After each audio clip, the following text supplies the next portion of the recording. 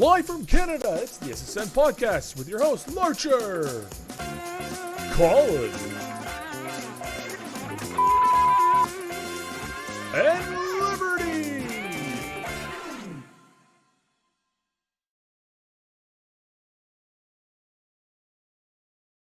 Over. Everybody, hi, how's it going? So, welcome back to the SSN podcast. You know, you're gonna notice a couple of things. I'm not gonna lie. Just saw it.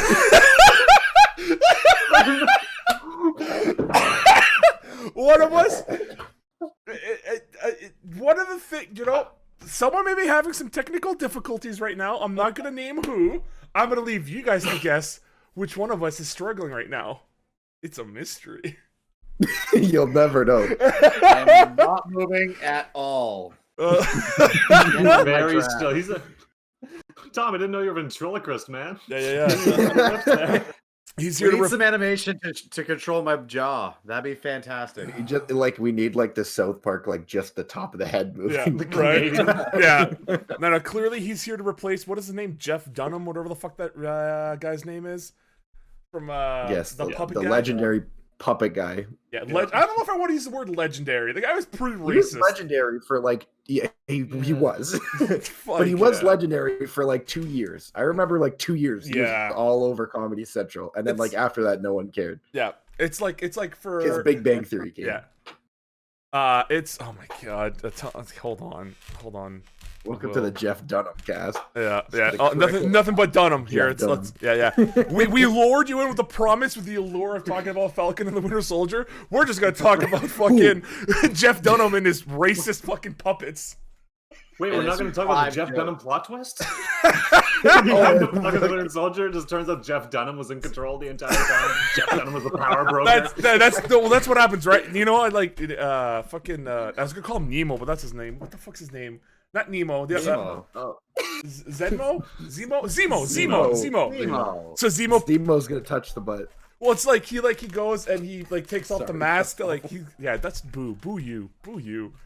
No, I can't even say my joke anymore. That was just too bad.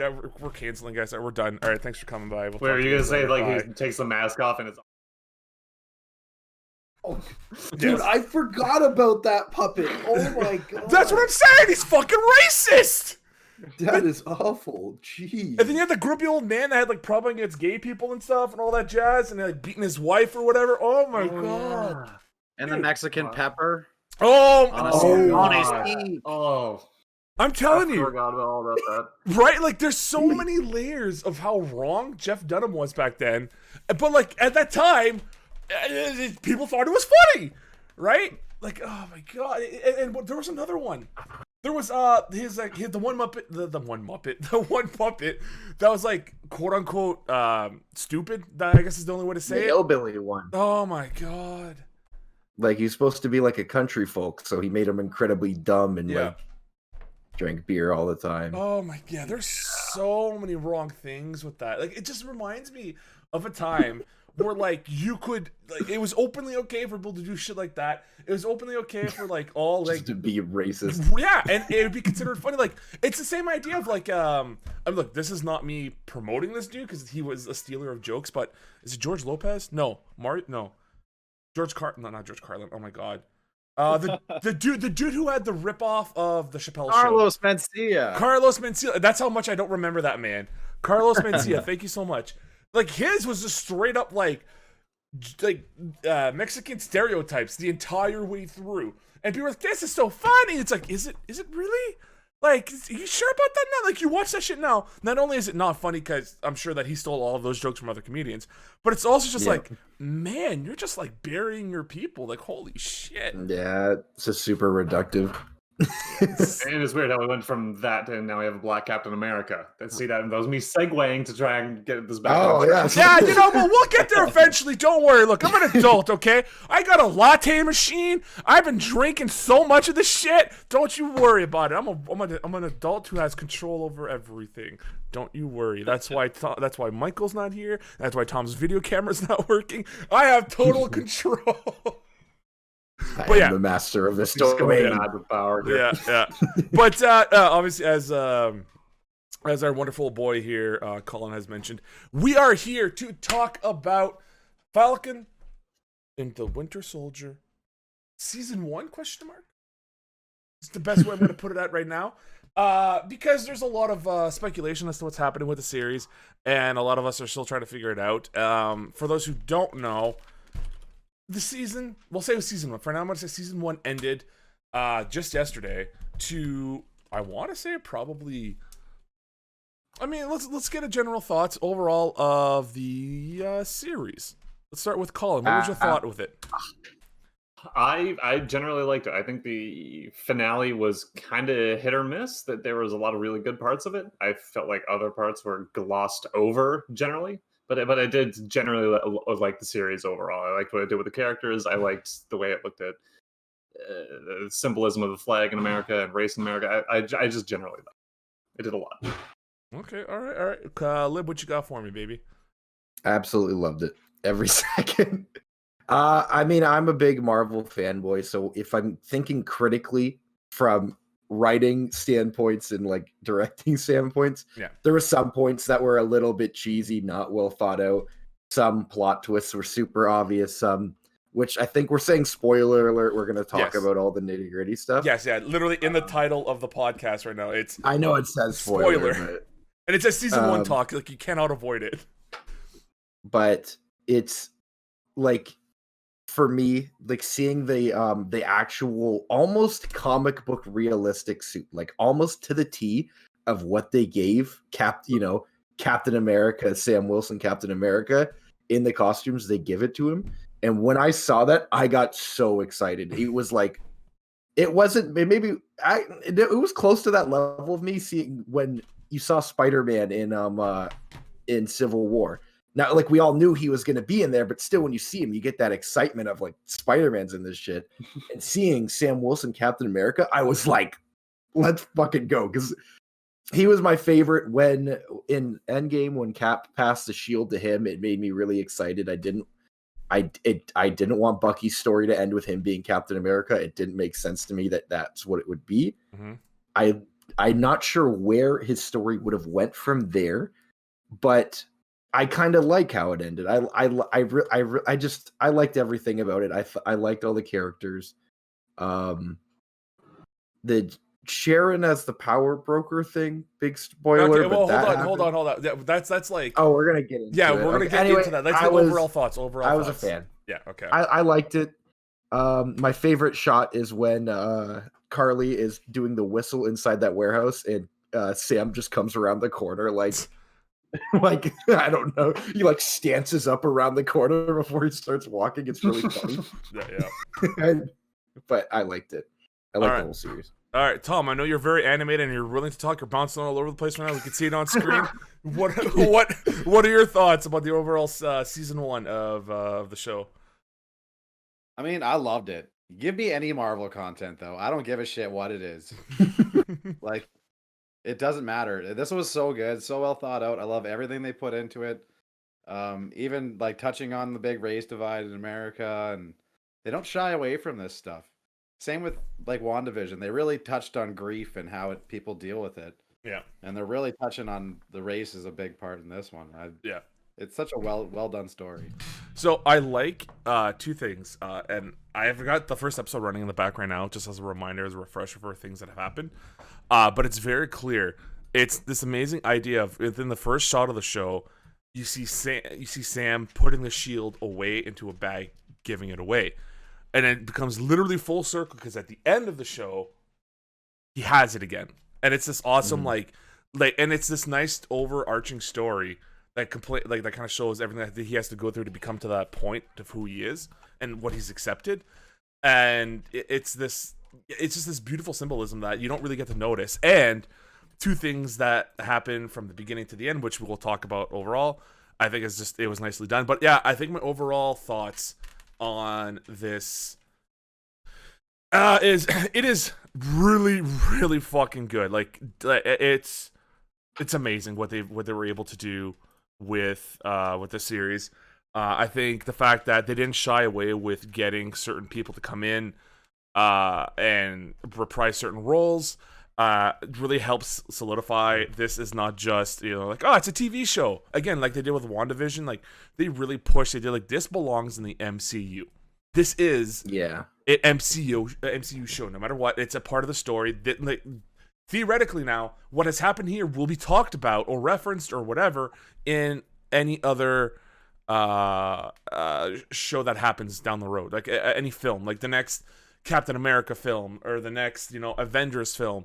Whatever's happened here has to be brought up now in those films, theoretically, because if not, then this is just another, Daredevil, Defenders, Agents of S.H.I.E.L.D. kind of situation where, like, yeah, they talk about the events, but but what they do here has no repercussions at all in the overall MCU. But I don't think that's gonna happen. I think Kevin Feige is way too involved to let this kind of shit fly down that way. And so just so everyone knows, this is going to be more of an interactive SSN podcast where we are going to grab certain questions or comments from chat. Like Ribs when I was asking, like, is it award worthy? Is it? I think that might have been him making a joke about that certain award that he drew. I know. I'm trying to avoid that part. All right. I'm not saying that it's a Cummies award winning show. Okay, you don't know yet. If anyone wants to know what that's about, you're gonna have to rewatch a couple shows ago or streams ago when I played fucking Jackbox for Andrew's birthday. Anyways, but no, there's reality, and let's be real with it. At the end of the show, we're gonna see where we can rank this show in the overall MCU universe. Like, where would you guys put this? And we'll talk about that at the end of the show, because I think there's a lot that could be said about where this belongs. And how much they're able to do. Pardon?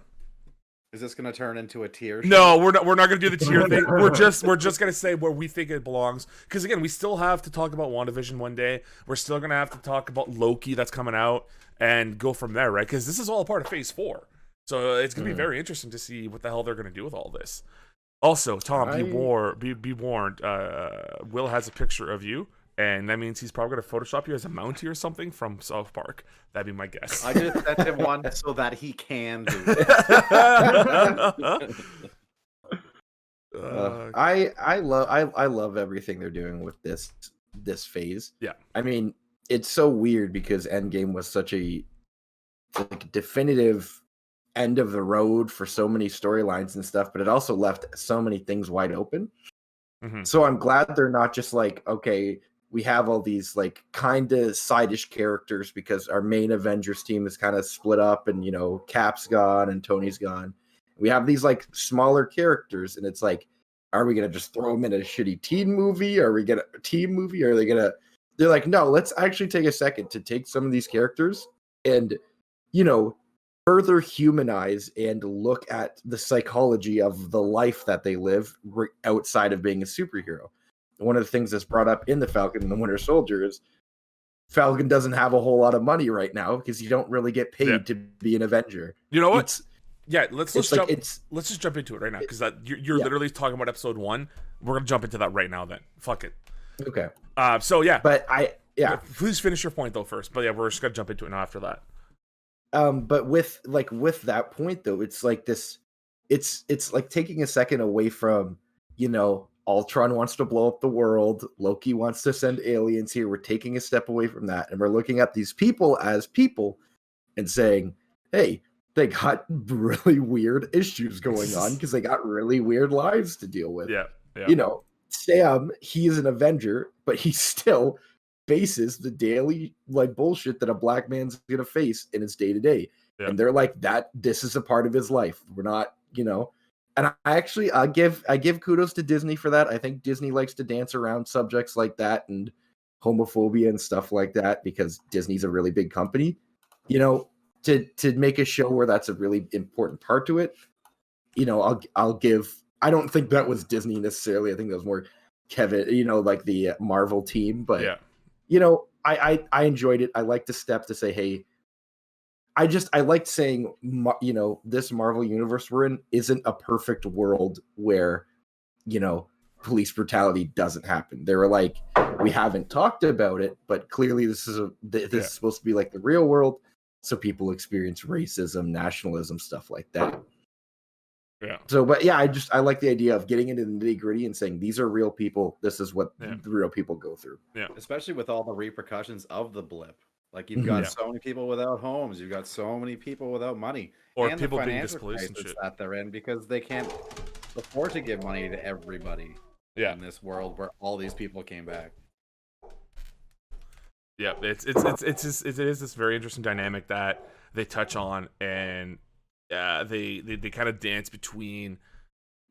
On certain episodes, they focus more on it than others, and when they focus on it, oh my god, like you feel it super hard. But we're gonna talk about all of this, starting with episode 1, which with episode 1, basically it's. I can't remember how long. It's been it's obviously 5 years, and I think it's about 6 months after the events of Endgame itself, right? Yeah. People are starting Like he had time to get a haircut. Yeah, right. Time to get a haircut. There's no COVID. You don't have to worry about it. That's one thing that Thanos cleared out when he snapped. He got rid of he got rid of all that COVID for us, baby.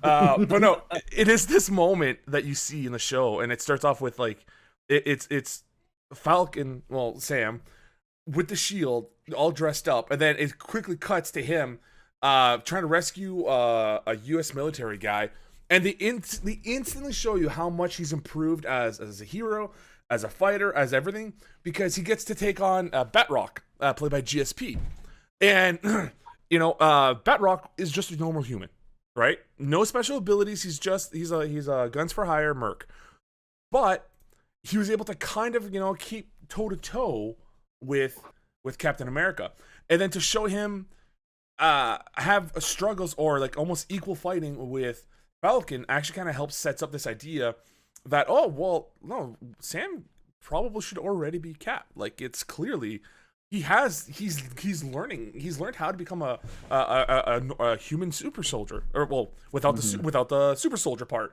Like he learned how to just become an awesome fighter. It's great.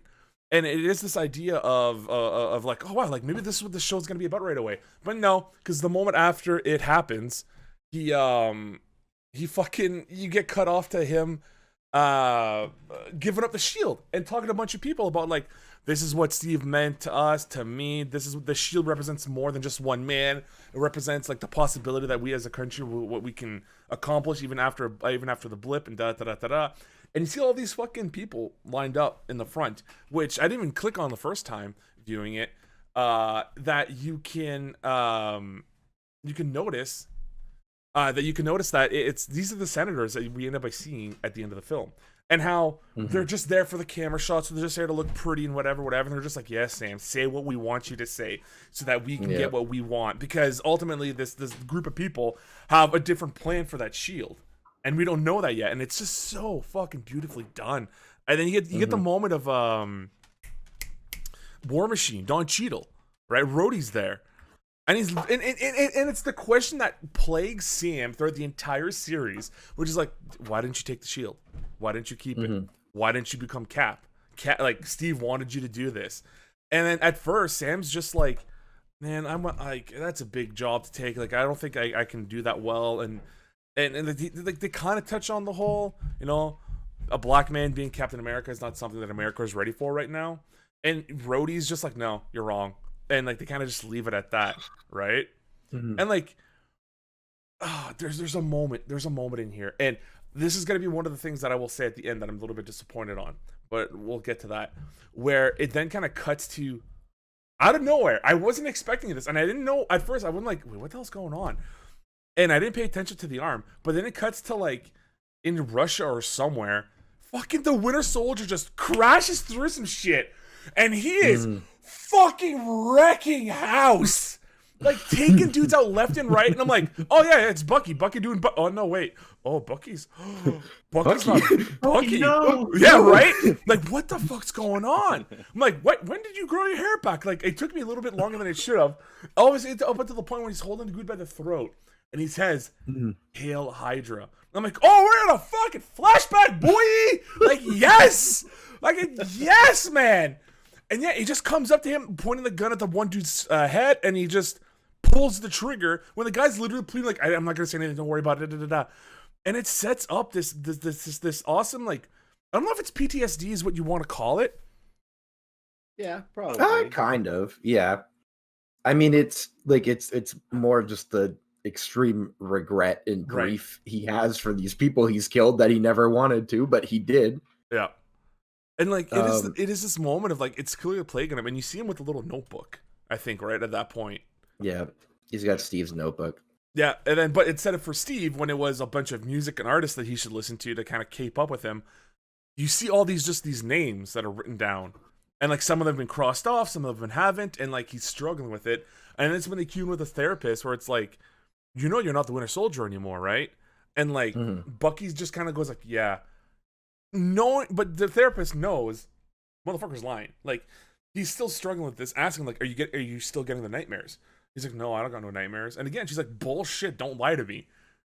And oh my god, it is this beautiful setup that is showing that even to this point now, especially because there is no one to fight, there's no one to concentrate on, there is nothing but Bucky. He has to deal with what he's done in the past. Like, because like think about it, for the past, besides the 5 years, Bucky has had to fight for his life, try to kill Cap, be mind controlled.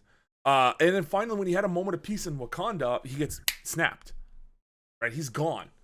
And then he comes back, and then he has to fight again, and then abruptly...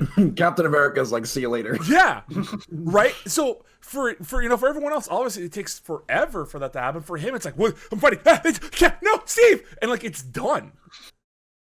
And then he's just like, he's literally all alone. All he has left to kind of like ground him in reality isn't a therapist, isn't any of his World War II buddies, nothing like that. It's all he has left is a notebook that Steve gave him, I guess, the shield, and Sam.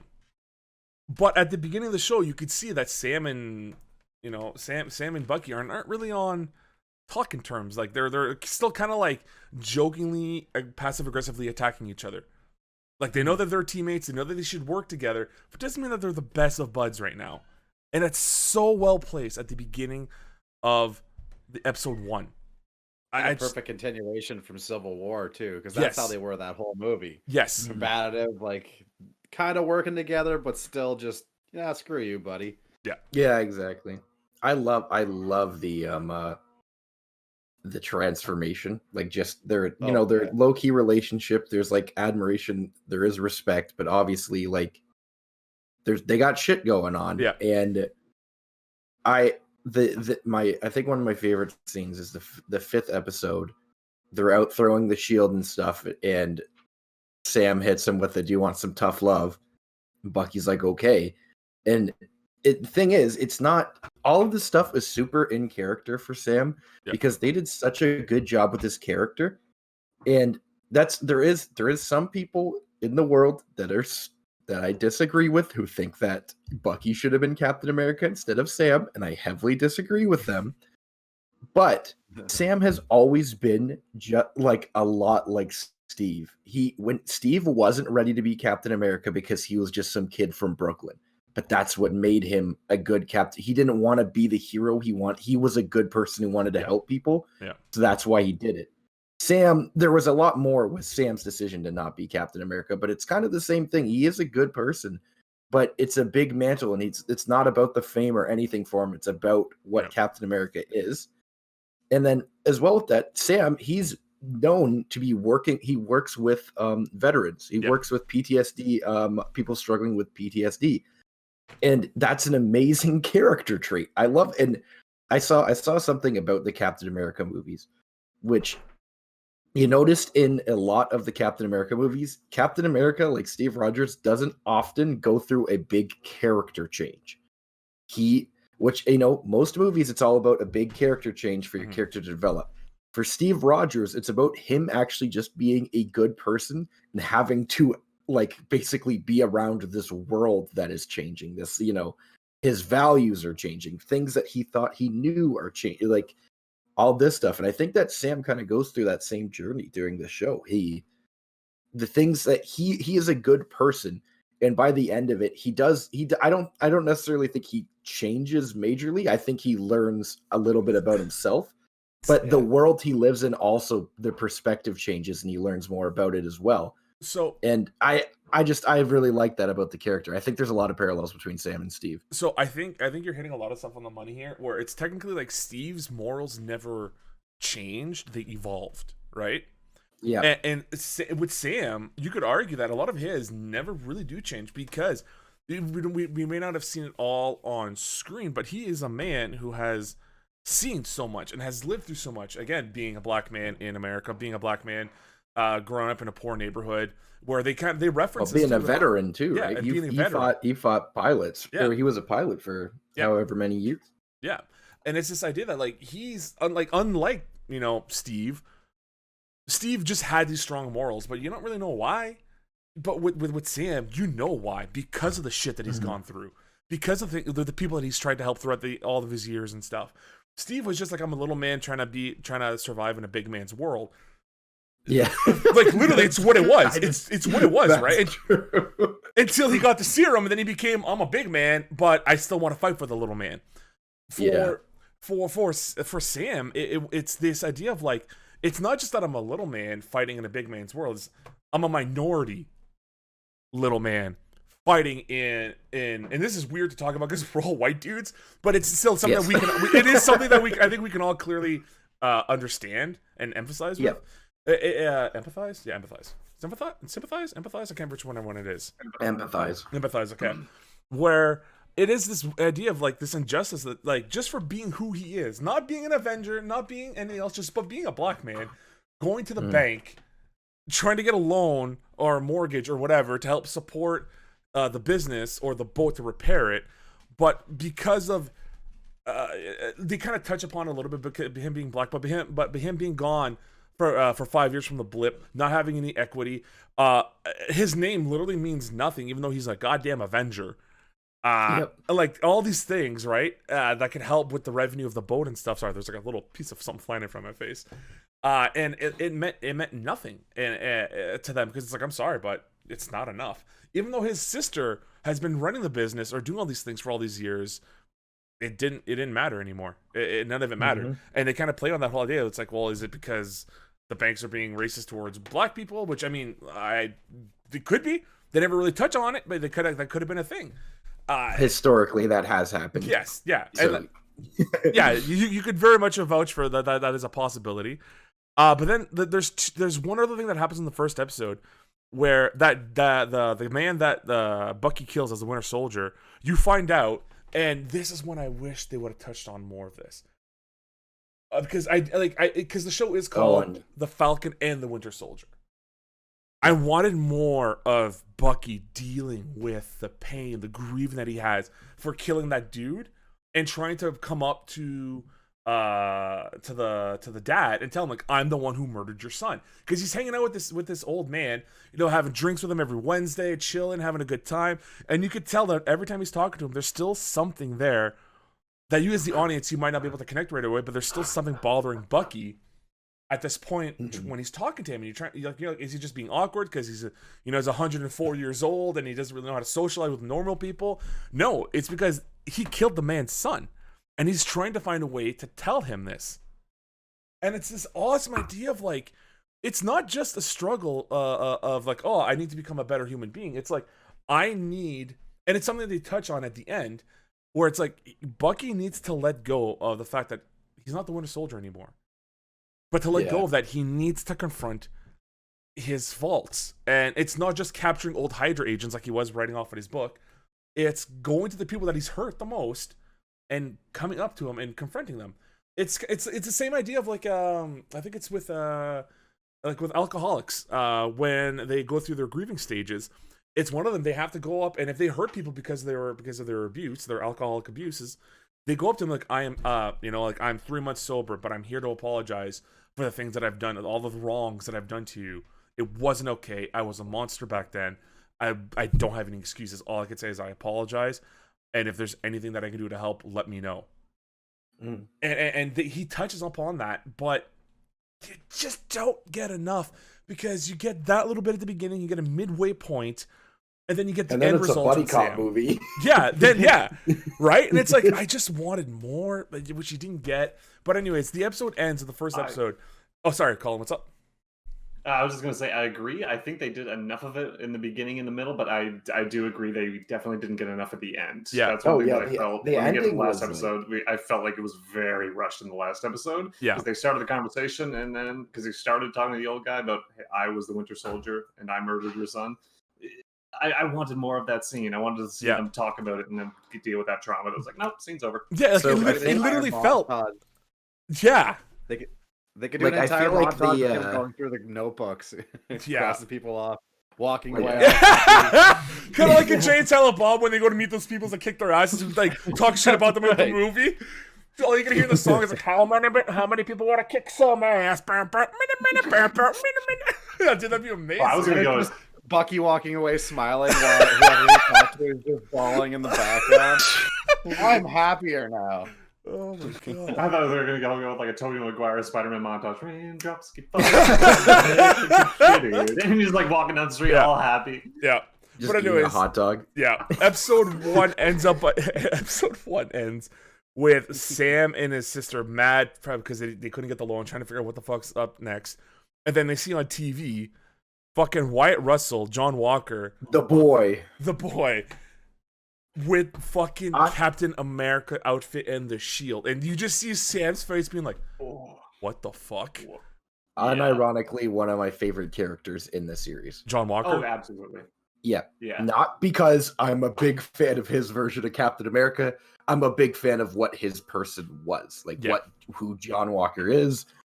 I'm glad, again, big old spoiler, I don't care. He becomes US agent at the end, and it got my freaking rocks off because I love the US agent storyline. And to contrast it specifically with the Sam Wilson Captain America is so good because it's like, is like the world. I love the first episodes. Like, is the world ready for a Black Captain America? We have these questions. You know, he still faces these injustices in his day to day. And then, oh, by the way, the government just picked a new Captain America, and it's a blonde-haired white guy. Yeah. It's like, oh, fuck off. Like, it's so. It's the perfect like fuck you of what not understanding of what Captain America is. Yeah. That being said, I really like that. I don't think that his character was redeemed at the end when he saves when he goes to save the truck instead of fighting. Yeah. That That wasn't a redemption for me because he did execute somebody in the middle of the street. But as Captain America, it's saying he's not a killer. He is a really complicated person. yes. He's not a complete villain. Yeah. Yes. He chose to save people because it was the right thing to do, but he had the option to execute somebody in public where the other option was just not to do it. So he chose to do it. Well, You it's- know? He's a very believable anti-hero here. yes. Plus, and- he could also have done it to get back into the goodwill of the U.S. government because that bus or van was entirely full of senators. yeah, right. So, Yeah. was it really him being a good guy, or was it him just saving his ass and So- getting the mantle back? So I have It could be. I think it's both. but- So I have a your theory. So with John Walker, they explain this several times in the show with the super serum, of it's the serum doesn't make you a different person. It just brings out what's already there. And John Walker is unfortunately a troubled individual.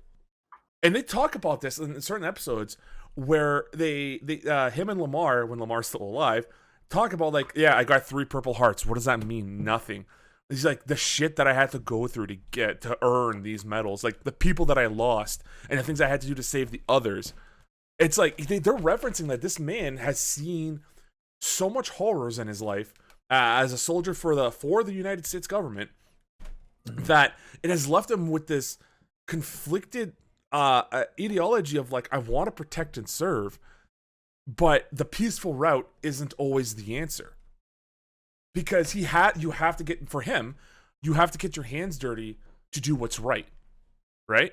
And unfortunately, with that aggressive attitude that you start seeing, or that cocky attitude that he has, wearing the mask and getting the super serum, it warps the whatever it takes to like, oh, because he keeps blaming that one dude for killing Lamar, right? And it's like, and they even say like Carly's the one who killed Lamar, not this dude. But John Walker is just like, I don't fucking care. Like to him, it's one singular enemy, right? Yes, he was complicit. That's exactly right. He was an accessory to the crime, and they all need to be punished now. And any way see fit. What I think is right justice of stopping this is it's not arresting these super soldiers. We have to end them. Which, well, not to mention he's also living up to the mantle of fucking Steve Rogers. yes, That's enough to really screw with someone's head. oh, Like, I'm 100%. supposed to be this perfect person and even try and match up to a guy who had superhuman strength. Yeah. When really before any of the serum stuff starts, he's pretty well very much a very vulnerable person. Yes, a very vulnerable person who knows that he's a human fighting in a god's world. Yeah. Right. Like, And I feel that's like gonna screw with you a lot. yeah, Mm-hmm. And I feel like that's coming from kind of John Walker being the symbolism of, well, the idea of Captain America being a symbol of America, and Steve Rogers kind of being the idealized vision of like, oh, America fighting for peace and justice and all that shit. While behind the scenes, we all know what America actually was: a very deeply divided, troubled country that does a lot of shit. Yeah. And then John Walker is the symbolism of what America kind of actually is. It's a very troubled and when someone commits a crime, it doesn't fucking matter. They'll murder whoever's an accessory to it. It's kind of how they treat other countries internationally. Fucking after 9/11, they invaded Iraq for the lies of WMDs, and there's a shit ton of other examples like that. So John Walker being very troubled is a symbol of what America actually is. And Yes. I think that also going with that, Sam Wilson is another symbol of what America actually is. America was built by black men and women. So have a black Captain America. He's a man of the American people, because the American people it's not all Steve Rogers and John Walkers. It's a lot of different stuff. it's And I think that they're Isaiah both Bradley. different. He's like, literally, John Walker is a U.S. agent. Great name. He's an agent of the U.S. He acts on their morals. Captain America, Sam Wilson, is a man of the Americans. He acts on, it's like, Yeah, one acts for the It's- government, one so- acts for the people. yeah, which I still liked that John Walker was kind of like, fuck the government at the end. Like, I love that he was like, Yeah. I liked that he kind of stuck to his guns. Yeah. Like, just for his character to be like, no, I did the right thing. Or when he was like, I did the thing you taught me to do. And then they were all like, And they had nothing "Well, to say. calm down, John. Yeah, well, it's not even that. These people, these normal schmucks online, when John Walker's like, I did exactly what you trained me to do. I came in, like he's like smashing the stuff. They're afraid of him at that point, but all they don't even have anything to say at that point. Where he's like, I did what I was trained to do, what you trained me, what you made me. I did what was necessary. Like, that conviction that he had in his voice, the Senate had nothing to say except for like, you're dismissed. You're getting discharged. Like nothing, because they couldn't argue at that point. It was just, kind of They're just trying to back and wash their forth. hands of it. yeah. Yeah. Like, I love the back and forth of John Walker just yelling at them and then being like, John, yeah, like you gotta calm down Go here, away, John. Don. you're turning a He's little like, I green am there, John. Captain America. Yeah, you're hulking out here, John. Calm down, John. Well, yeah, it's buddy. yeah, it's this moment that they realize it, and it's why I think the series should have concentrated more on John Walker as the antagonist versus the Flag Smashers, and we're gonna talk about that right now. The fucking Flag Smashers, I think, was probably the most underwhelming fucking antagonist in the entire series. They like Probably, yeah. We they weren't s- sure that they were the antagonist until the end. right, because That's Carly the part I hated. Yeah, 'cause because Carly was so consistently like, Yes. I'm doing what's right. I'm doing what I got to do. Like, I don't want to hurt people. I just want to help people. But I kind of, I got to get my hands dirty. And it's like, okay, interesting. And then she blows up like a Senate in a car bomb. And you're like, what are you? And then she's like, this is the only language they listen to. And it's like, what? I was sympathizing with you. And then you blew up a car and like killed a bunch of people. It's like they And then- needed something for like random acts of action to disperse like a lot of like the heavy drama that was coming in the show. And they're like, I don't know, just have a kid who's pissed off at this company because they're separating everyone. But why? Like, what's the company doing that's so bad? It's, they're separating people. It's I love their character. I thought it was awesome. I just thought that they needed to shoehorn the fact that she's the bad guy more often. Yeah. So they like built her as a character who was doing, what was right. She didn't want to hurt people. Like, she didn't mind hurting the people that got in her way. Yeah. But she didn't want to kill innocent people. Like, that's not what it's about. Yeah. But then she just starts wanting to kill innocent people. And it's like, oh, okay. So you are just the bad guy. Yeah. And now, like, is that the super soldier serum kind of screwing with her head? Exactly right. Yeah, it's the serum brings out what's already there. It amplifies what's already there, right? And that's what happened with John Walker. That's what happened with Carly Morgenthau. Hell of a fucking name. Holy shit. But yeah, it's this idea of like, and you get introduced to her in episode 2, and she is like very much right off the bat. They make her seem like a weak and pathetic character but then turns out this kid is somehow running the entire Flag Smashers fucking I loved it. Like that whole network. Which is the same plot as her character in The Mandalorian, I believe. Yes. Not Mandalorian. Isn't it Solo? And Solo. Oh yeah. Yeah, where if people don't know, the actress Erin Kellerman was inside of Solo. She played this rogue rebel freedom fighter in Solo, who was trying to do everything they can to fight against the Empire, right? Which in this version, the Empire is the world governments. So it's just like she's typecast now, man. She's the same person no matter what. Yeah. She's gonna be this young rebel leader for the rest of her career. She'll be 35, 65 years old. I'm just a 12-year-old punky girl ready to fight the government. Thank you. She did a great job, though. Yeah. She did. And She did. I will say, she like, worked well with what she had. It's like, I really enjoyed the Flag Smashers. I thought they needed a little bit more development because I was a little bit lost on what their plans were. It was almost one-sided where they it was like we want to help the people that came back, and she's like, yeah, but you're displacing the old people, and it's like, okay, so she's like, so I'm gonna fuck over the new people, the people who came back. Yeah. It's like, okay, but you don't see the contradiction in that of you're okay with you not being displaced, but other people well, I understand and like being against just the fucking movement, but like it's like. And it was weird. There was a moment in episode 2 where she like her values made sense to me, which was like, after the blip, right, after the snap, the world came together. Borders were gone. People didn't matter what problems you had with other people. Like as an example, we'll just say like the people in Jerusalem didn't have issues with people in Israel. Like everyone was working together. But then the moment the other half of the world returned, we came back into this turmoil of race against race, religion against religion, people just hating on people. And that aspect, I'm like, that's an awesome idea of like, this is what the Flag Smasher should really be pushing about, but it's not. And it would have worked well with the whole idea of with like the problem with race and prejudice in the world. And they touch again on this. This is stepping away from the Flag Smashers.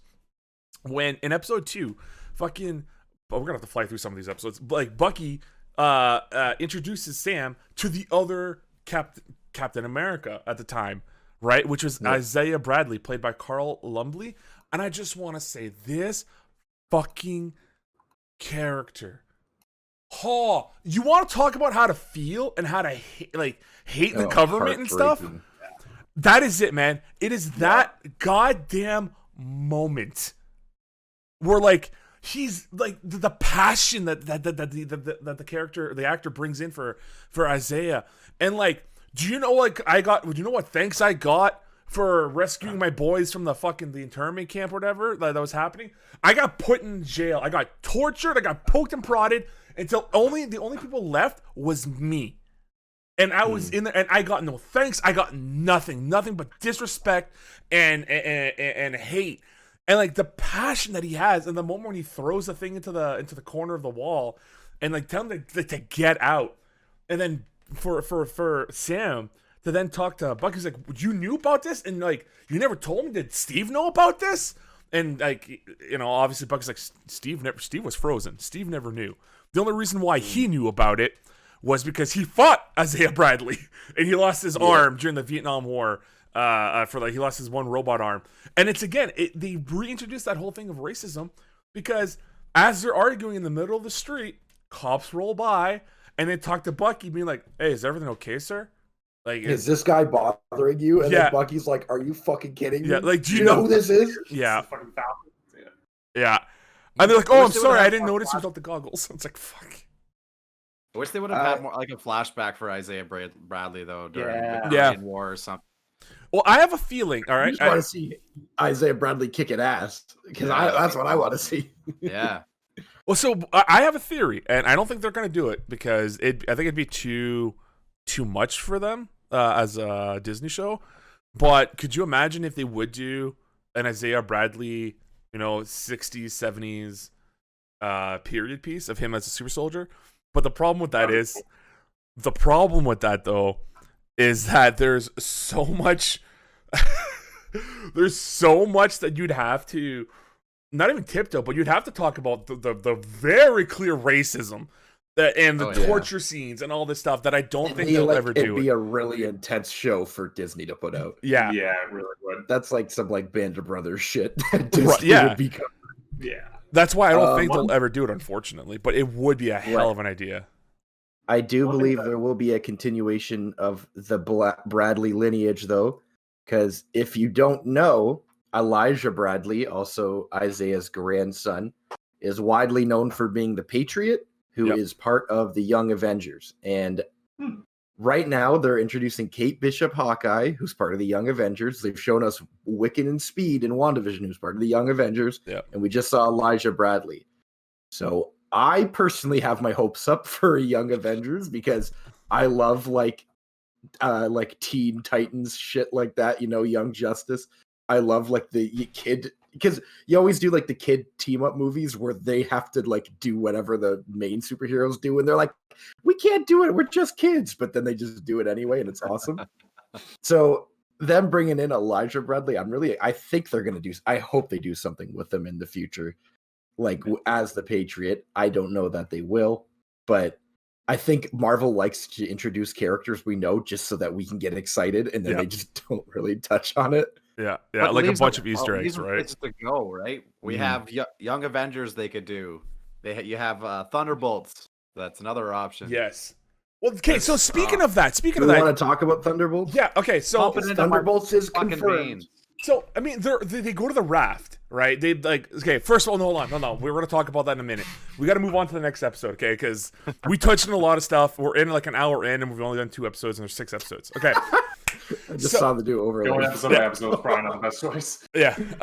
So we might just do overall talking points, but to be fair, you get after like the second episode, we meet the first Black Captain America. 3 and 4 is kind of just action set. Well, here's the thing: 3 has the reintroduction to one of my favorite characters in the whole MCU, fucking Zemo. Okay.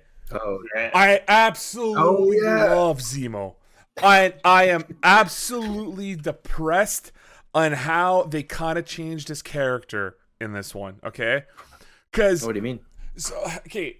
In Civil War, Zemo, he has a bit of it still. Like, he wasn't this fun-loving guy. He wasn't this, like, oh, I'm a rich, pompous asshole.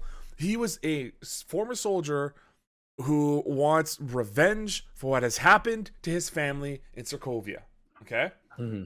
So he learned about the Winter Soldier program. He found out who it was. He got the book. He did everything he could to get to the point where he is a diabolical... He's a sinister son of a bitch, all right? He shouldn't have any real... his only redeeming qualities was the fact that he did all this because he lost his wife and kids, or wife and child, due to Ultron and the Avengers fighting in Sokovia. And how the Avengers just left, and he had nothing left. And they kind of... 3 days. Yes, right? Yeah, to find it took him 3 days to find the bodies. Yeah, and his father's still holding on to the wife and kids, you know what I mean? Like this super sad, depressing thing. and instead they go and they change the story a little bit. It feels like to where it wasn't just the Avengers, that he had an issue with. It was the super soldiers. So Steve Rogers, and then it kind of turned more into the idea of like his sole goal was to make sure that no mere mortals have the same power as Steve Rogers. But it's like that's not really what he was about before at all. They touch on it a little bit in Civil War. He kind of because he kind of talks about when he gets like the super soldier people, like he gets to like the whatever thing and he kills them all. Yeah, I'm pretty sure he says like one thing about how he's like I'm not going to bring more super soldiers into the world. Like, he's like and that's he like fine. says he's like I don't like super soldiers. Like he makes that known. But that's not a major part of him, of who he is. No. From that movie, but I don't think it's too much of a reach that he can have one motivation in one movie, because in Civil War he was motivated by the death of his family, and he can have that kind of driving force to get his revenge. And then in the next movie, he has different goals. He's trying to get out of prison. And I think his goal in Civil War too, right? He did break up the Avengers, and because I think you have to give it too that we don't know if he got blipped or not. So he didn't. I think it's safe to assume that he never got blipped. So he spent a good 8-10 years almost in prison. Yeah. 5. And he probably took some time just to like realize, like, he got his revenge. He did what he needed to for his family. So now he's on his second stage. So now he's just like, okay, whatever. I'm in prison. He's like, I deserve it. I like killed a bunch of people.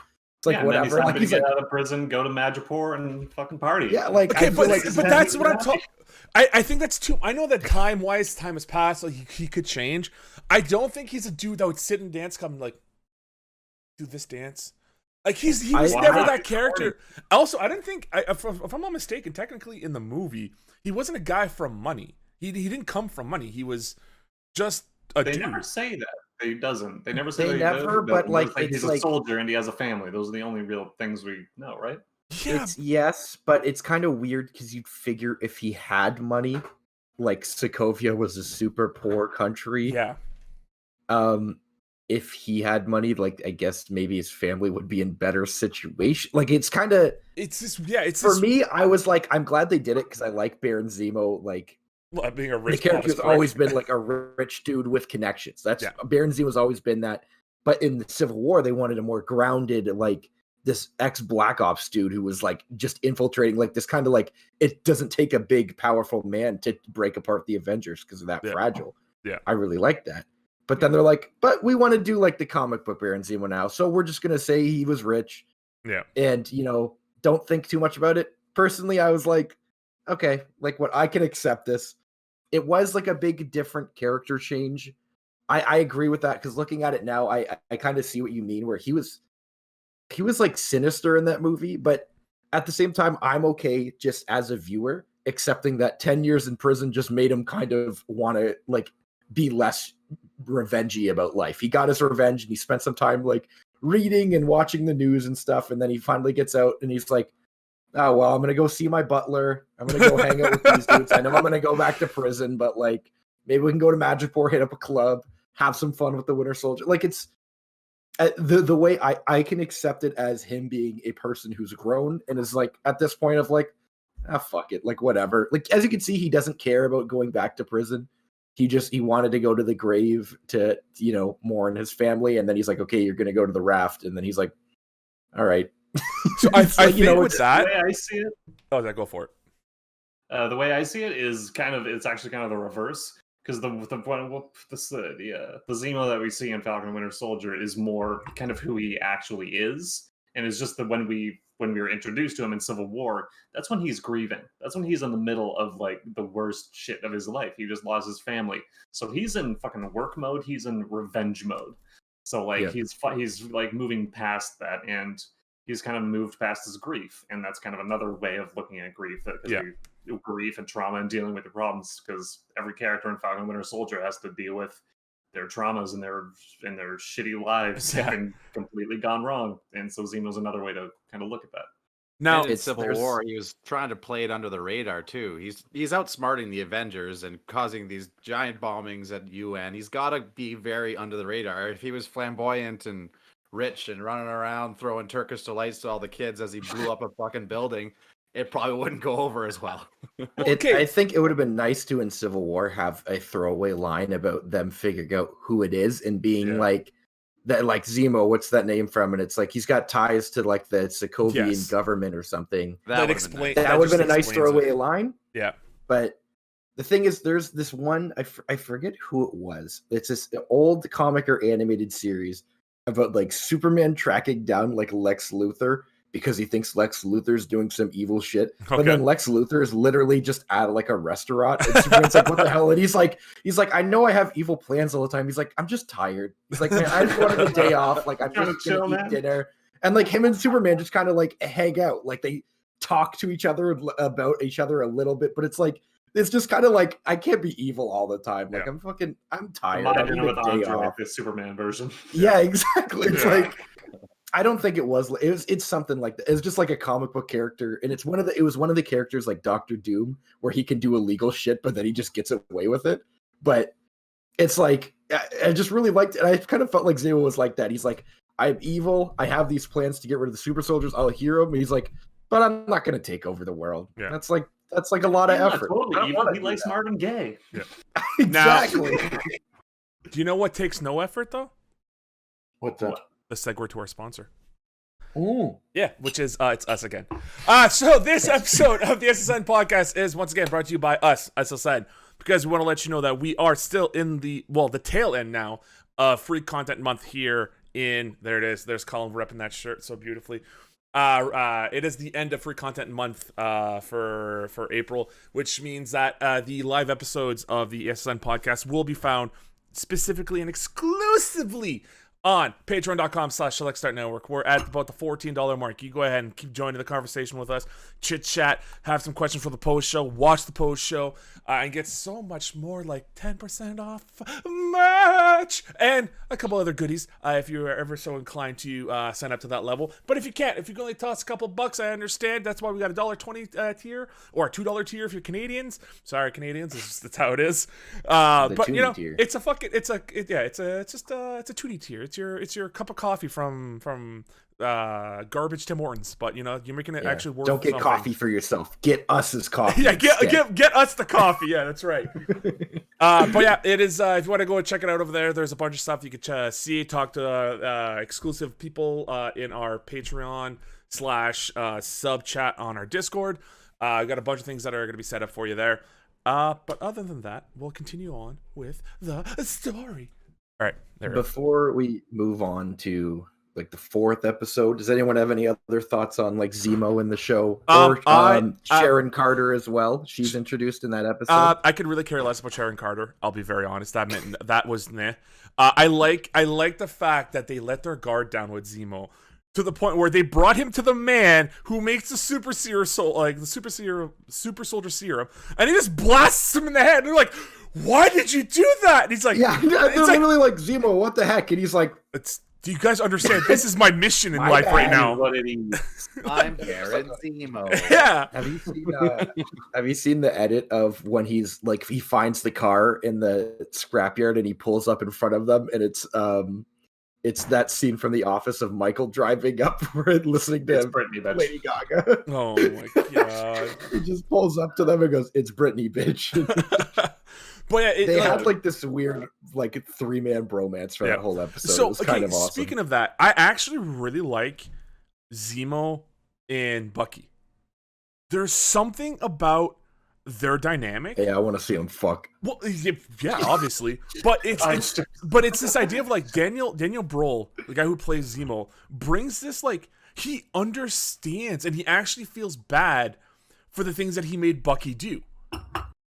And like he literally says like I'm sorry for the things that I made you do, but I was a man on a mission. Like I had a goal in life, and you were that he was tool. a means to an end. Yeah, but it he was actually never personal. But he actually did feel bad though throughout the whole thing, because like he constantly keeps going. Like he goes to Sam and he tests Sam's like his mettle, his worth, by being like, well, you know, the super soldier serum does this, and like, what would you stand for? And da da da da. But when he goes to Bucky, he's like, Bucky, like, you've been through so much, pretty much. Like the way that he talks to him, and he's like, it would just be easier if you would let go and become who you fear the most of becoming.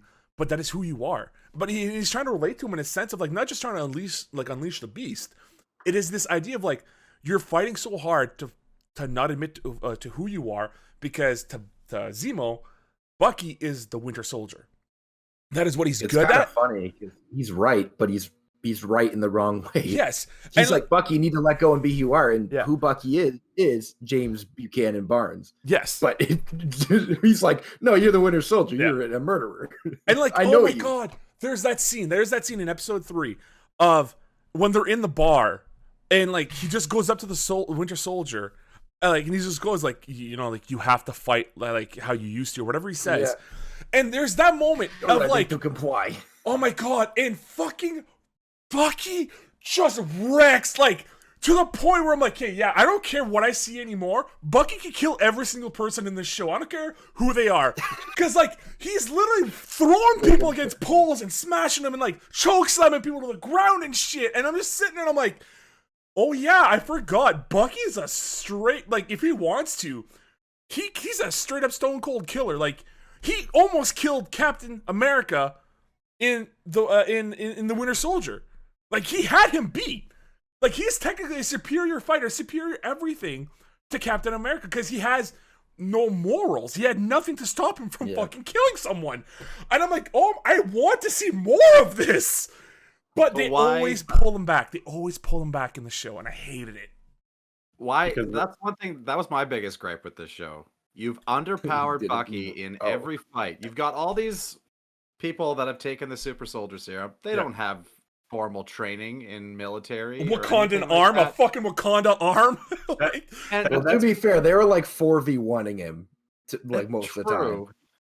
True. I feel like that's the difference between. I feel like Larsha, what you were saying about Bucky being that savage and that much of a stone cold killer. I don't think that's Bucky. That's the Winter Soldier. That's kind of the dichotomy of the Bucky, and then the Winter Soldier being kind of something else, another identity in his mind. The Winter Soldier is that type of killer. James Buchanan Barnes is too good of a person to do that kind of shit. I think what I want to see is, now that he's accepted who he is, like, he is Bucky. But he can, I don't want to say tap into, but it's kind of like, you know, Professor Hulk. It's Bruce Banner and Hulk coming together and understanding each other. I want Bucky to understand. I wanted to understand who he was, what he has learned, and how it feels. Because he says he remembers everything, right? Clearly, because the fight scene in Mandrapore. I just want him to have those skills, because, again, he is highly underutilized in this show as a fighter. I feel like they will get there. Yeah. I think part of his character, though, is that he's afraid to use those skills, because those killing skills aren't his skills. Like, it is his, but it's the Winter Soldier is what did all that badass shit. And I think, like, the scene in Wakanda when he's finally free of the code, when he's like crying tears of happiness and sadness, and it's like and so rage. Passionate. There's a little bit of rage there too. Yeah, you could tell though. Like, it's something he absolutely hates about himself. So I could see like all of these moves as training, like, you know, it's stuff he taps into, obviously, because he still needs to fight, but like it's probably something that's still a little hard tender for him. Yeah. It's tough. Like, so that's why I'm hoping at the end, like, if they do a season 2, they do let him kind of like open up more, because I think season 1, obviously for very good reasons, is concentrating a lot on Sam. If there's a season 2, I want them to kind of go more into Bucky's life. I think we're going to get a great look at both of them in the newly confirmed Captain America 4. Yes. That's been announced. All right. Which I'm excited for. His inner peace, he decides to take on some sort of like less aggressive fighting form, like capoeira or Krav Maga or something. No, it's jiu-jitsu. It's just jiu-jitsu. Lasso. Yeah. No, it's just jiu-jitsu. He takes people to the ground. Weapon. He puts people to the ground, just kind of like, you know, goes with a little rear naked. Choke everybody. I was thinking dance fighting, like use capoeira, mechanical arm. Yeah. Dude, he gets a metal hula hoop that he uses to fight people. it's just the it's the form of the Captain America shield. It's just the mold, but it's just the outer rim of it. So that's what he has swinging around Bring and it shit. on. He's just in like a lasso Come and at shit. me. God Punching damn it. people while he's sliding down Yeah. a pole. He's doing pole It's like dancing. gnarly, brah. Watch the sick fucking 360 no scope fucking dark slide flip. I don't fucking know. And all the bad guys are like, man, you got a sick core. You got a sick core. You want to go shred some gnar right now? All the bad guys are like, yo, I know we're evil. We're trying to take over the world, but you want to hit the gym, dude? You're looking tight. What's your regimen?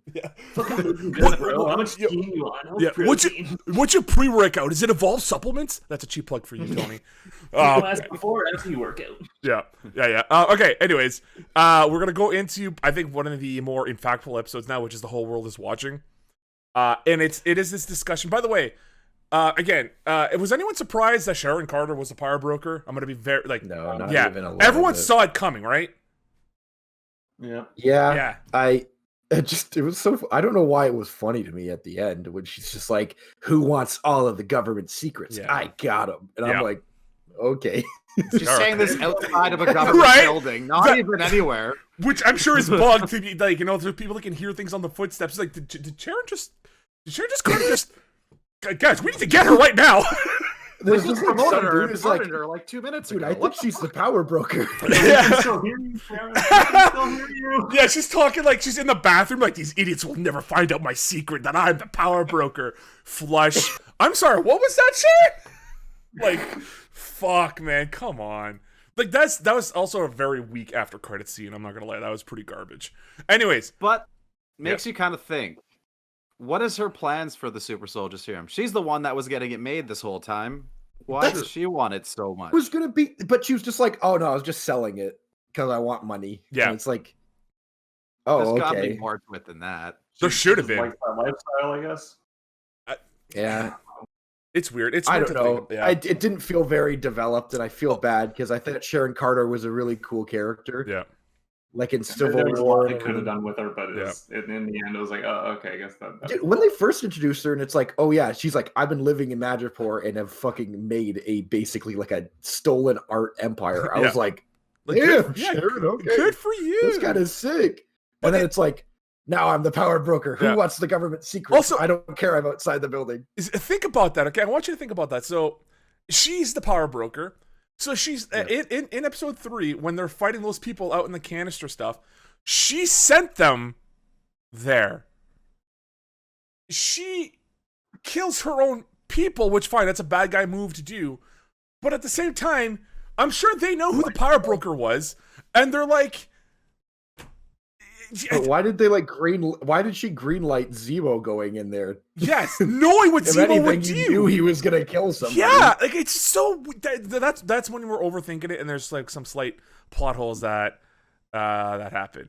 But it's okay. It's okay. She's like, I can't find Carly. I need to find her because she owes me something. But she And always instead knows of Carly is. Instead of asking Nagel, who knew like about Mama Danya or whatever, she waits till Sam asks him, and then he says, and then he's like, "All right, I know where she's gonna be." And she's like, "Okay, she fucking calls. all right." The power broker calls Carly. Okay, and this show has taught us that you can track everything over a cell phone. So you're telling me the power broker couldn't track fucking Carly while they're sending each other text messages and fucking dick pics or whatever? Like, come on, man.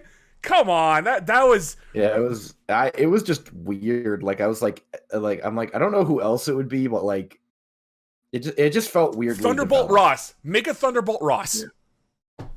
Like, But then he's got to make the Wow. Thunderbolts, though. He can't be a power broker and make the Thunderbolts. but that's how he makes the Thunderbolts. He uses his influence as the power broker to get everything he needs. as the power broker. Yeah. See, look, I really- Kevin we'll Feige, get into give me the script for the Thunderbolts. I'll rewrite everything for you. Oh, First God. thing first, we're making the main character Beast from X-Men. Okay, we will. Okay. Side note. All right, before we go into I think one of the best episodes in the entire show. I want to talk about this real quick. I am a little disappointed that technically Isaiah Bradley was a part of the weapons program. The weapons program being where Wolverine came from, and not once did they ever reference the weapons program, even as an Easter egg, it saddened me so much. I They were wanted. like, hey, this is another person from the weapons program, and it's Hugh Jackman, and everybody's like, and then like his name is Frank Boner, and then everybody Oh. Yeah, that is a moment that where WandaVision fuck you lives with me every day. yeah. That's the running phase 4 joke, is just boner jokes. Just you bring in X-Men Yeah. and then call them Boner. It's the Boner family tree. Yeah, and then It you was find all out. about Captain America's ass before. Now it's about boners. Yeah, yeah, and then you're gonna Some find out. football dude in the wheelchair. Yeah. Rolls in and he's like, "Hi, I'm Professor Boner." Boner. Well, that's what you find in the next Civil War is just boners versus Avengers. Like it's like, I'm sorry, what is going on here? Like they're just so far that they don't want to admit that they're mutants, so they just call them boners the entire time. Professor Avengers Boner, do you have mind Boners. powers? They just see Professor Boner and they're like, "Oh, you're in a wheelchair. You must have like brain powers." He's like, "Hey, asshole! No, I'm just in a wheelchair. Like, what the fuck's your problem? You think I have brain? Like, I'm."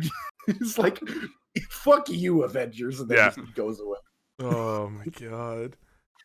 Okay, But- so the whole world is watching. Yeah, the whole world is watching. I think is the best episode that they have. Yeah, I think to me this is the one where like it really puts everything like in proper set of how the show's gonna like how it's gonna end and how it's going, because you finally get this moment of John Walker losing his mind even before he does the fucking the shield bash of Yeah. like he is trying to figure out how to take control of a situation without the super serum, right? He's sitting there and he's like, I don't understand what to do. Like they don't respect me. You see in other episodes where like he's trying to threaten some flag smasher like hideaways, like some people that are hiding them, and they're like, he's like, do you know who I am? Screaming at him. He's like, yeah, I know who you are. I don't care. And it became this it became this issue when he was talking to Lamar. I can't remember Lamar's alias though right now. Battlestar. Sorry, what is it? Battlestar. Battlestar. There you go. Battlestar. When he's talking with Battlestar, and he's like, I don't know what to do here. Like they don't care that I'm Captain America. They don't fear the shield. They don't have any respect. And he's like, it's because I'm not a super soldier. And it's this constant struggle that they touch upon every now and then. But on this episode, they really push it, where he literally talks to Lamar at Battlestar, and he's like, would you take the serum? And Lamar's like, yeah, in a heartbeat, I would. And he's like, could you imagine how many more lives we could have saved back when he got those triple purple hearts, whatever? And like it really clues into this idea of like John's struggling with being this image, this beacon for the United States when he doesn't have the same ability as the original Steve Rogers, and not like the original Cap. Like he is just a man in a suit. That's all he is, and that's what he thinks. And he wants to become more than that, but he doesn't know how to do that without resorting to acts of violence or excessive threats, or just taking the serum if it's given to him, right? If you have ever had the option, which He has the serum. yes, at that point when he talks to Battlestar, he hasn't taken it, but he has the serum, right? Do we know he hasn't taken it? Or is he Yeah, like it could be either way, Yeah. but it's more just about the conversation between them. Yes, I think I thought it was him asking Lamar like, is what I did the right thing, or see that's the way He could be, but he could equally be asking, "Is what I'm thinking about doing the Yes. right thing?" I don't I think it think really that's what changes it the is. context. okay. yeah, that you're one. absolutely right. Like the message itself, like whether he took it or not doesn't matter at that point. It's the idea of like, is it okay if I do or don't, or if I did or didn't? Like it's the idea of like, what is my buddy who I've been through so much shit with? What does he think? Oh, he's backing up that idea. So no matter what, it's either I did the right choice or I'm going to be making the right choice. Yeah. Like that's the idea Oh about god, it, I right? loved. There's a lot of characters I really liked. Lamar Hoskins, another one of the characters I really enjoyed in that show. He seemed like a really good, grounded person. When they first introduced him, I'm like, they're really gonna give the new Captain America a black guy sidekick too. I was like, but then they develop, then they actually have a decent friendship. I really like Lamar. That conversation they have is a really good one. I love when Lamar is like, hell yeah. And then he's like, really? And he's like, yeah, serum just amplifies what's inside. Yeah. Which that was the message from First Avenger, the first Captain America movie. When the guy's talking to him about the serum, is that he's like, the serum amplifies what's inside. Good becomes great, bad becomes worse. So Lamar was saying the same thing. Lamar is confident that he's good inside, so he feels if he took it, he would just become better. And I think that John maybe didn't understand that point. I think he more thought, oh, you're right, it will make me stronger. Yeah. But I don't know. I was kind of sad when Battlestar got murdered. Like, I really liked him. like, He just gets so kicked in the sudden, chest and yeah. dead. Like, I was Just like, thrown oh. against the wall. The kind of thing that you see every other character take, and they're totally fine. But this time, you hear that crunch. and Yeah. it just, That's like, when we remember that he doesn't have shit. a wingsuit. Yeah. He's not a super soldier with a vibranium arm. He's just a dude. So we're like, oh yeah, he can't tank that. no. Holy shit. Like, he had a good run, but And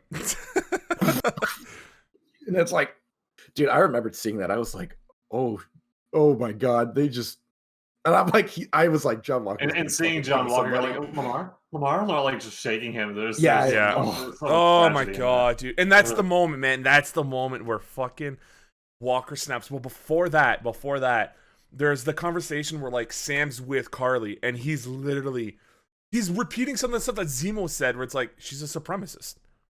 Yeah. It's like Yeah. and honestly, I am with Zemo on this. He's like, there's no one with that kind of power.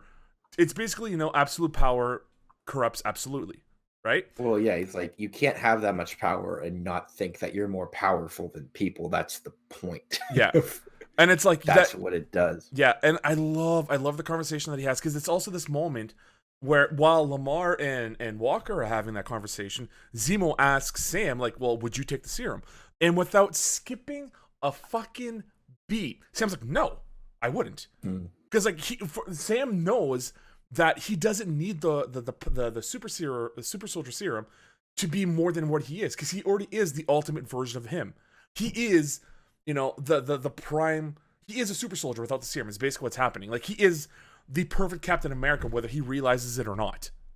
Mm-hmm. And dude, when him going to talk to Carly, Yeah. is the most fucking Steve Rogers ass shit I've ever seen. Yeah. The most like, she's just a kid, let me talk to her. It's like, okay there, bud. You're like, it's like that moment on. Like, I mean, I knew pretty early. Like, I'm like, he makes a good Captain America. He's got tons of ability to speak to people. He knows how to talk to people with trauma in a way that doesn't put them down and doesn't invalidate their feelings. So when he's just like, just let me talk to her, he's like, he's just a kid with an idea. And he's like the only person in the show that's like, are you guys even listening to what she's saying? Are you just like, what? So like him being like, let me talk to her, she's just a kid.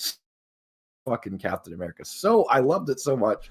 Yeah. And fucking John Walker's like, hey, I'm arresting you, motherfucker. Yeah, but it's also this. And he gets his ass kicked. Yeah, and it's also in this episode where the Wakandans come by and they want Zemo, right? And they're and Ayo.